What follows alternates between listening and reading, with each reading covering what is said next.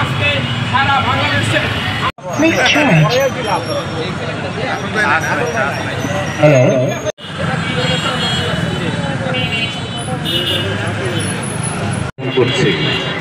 আমরা শিক্ষকরা আমরা ক্লাসরুমের মধ্যে আমরা আবদ্ধ হবে, কিন্তু আমাদের সে আশা এখনো পূরণ হয়নি।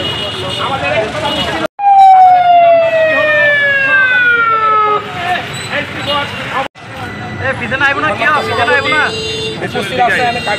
এই সরকারের কাছে আমরা বারবার দাবি উত্থাপন করেছি। আমাদের সেই দাবিগুলো এখনো সেটাকে ধন্যবাদ। আমাদের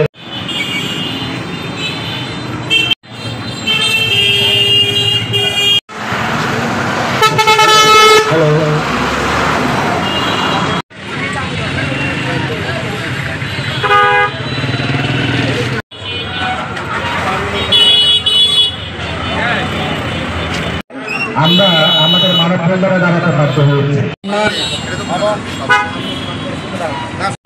মিডিয়ার সম্মানিত সাংবাদিকবৃন্দ এবং অন্যান্য যারা